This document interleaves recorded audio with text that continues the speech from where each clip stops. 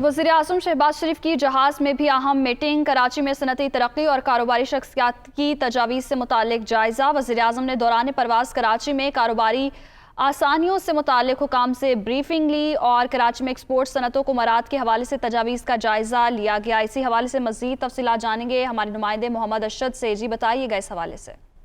जी बिल्कुल, देखें, वजीर आजम शहबाज शरीफ जब कराची के लिए रवाना हुए जहाज से, तो फिर जहाज के अंदर भी जो है उन्होंने इस हवाले से मीटिंग जारी रखी, क्योंकि जब वो सीएम वजीर आला हाउस आज पहुंचेंगे तो वजीर आला हाउस में कराची में के जो सिंध के तरक्याती प्रोग्राम है उसके हवाले से उनकी जो है वो मीटिंग होगी। सिंध काबीना अराकीन से भी उनकी मीटिंग होगी। जो मुख्तलिफ वजारतों के वजीर हैं, जो मुख्तलिफ उनसे भी जो है उनके वजारतों के हवाले से बातचीत होगी। खासतौर पर ट्रांसपोर्ट के हवाले से बात की जाए, बल्दियात के हवाले से बातचीत की जाए, जिनमें कराची के अंदर इन हवाले से काफी जो है वो मसाइल का जो है वो सामना है। तो उस हवाले से मुकम्मल जो है वो ब्रीफिंग ली गई। इसके अलावा जो भी कारोबारी शख्सियात के की जानिब से जो भी तजावीज़ अब तक जो दी गई थी हुकूमती शख्सियात को, उस हवाले से भी जो है उनको पूरी मुकम्मल तौर पर जो है वो ब्रीफिंग दी गई।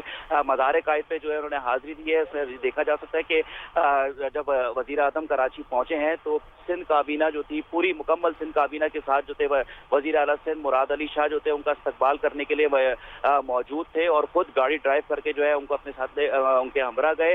और अब वज़ीर आला हाउस की जानिब जब वो पहुंचेंगे तो वज़ीर आला हाउस के अंदर ये मीटिंग्स का जो है वो आगाज होगा। इन्हीं मीटिंग के हवाले से उन्होंने दौरान सफर जो है तमाम तर जो है उसके हवाले से जो ब्रीफिंग थी वो भी हासिल की है, ताकि जब वो आज जब मीटिंग वो शुरू होगी तो कराची के खासतौर पे जो कराची के शहरी इलाकों के हवाले से जो मसाइल का जिसके हवाले से खासतौर पे एमकेएम की जानिब से भी जो है वो बार बार शिकायत जो थी वो की जाती रही थी, उसके ऊपर जो है अब मुकम्मल जो है वो बातचीत होगी। इससे कबल भी जो है जब पीटीआई की दौरे हुकूमत के अंदर भी जो है साबिक वज़ीर आज़म इमरान खान की जानिब से भी जो थे काफ़ी जो थे वो दावे किए गए थे, वादे किए गए थे एमकेएम के साथ, और एमकेएम को यही कहना था कि जितने भी दावे और वादे एमकेएम के साथ किए गए और उनको जो है वो वफा नहीं किया गया। यही वजह थी कि अदम एतमाद के मौके पर जो है एमकेएम ने उस वक्त की जो अपोजिशन जमातें थी उनको सपोर्ट किया था।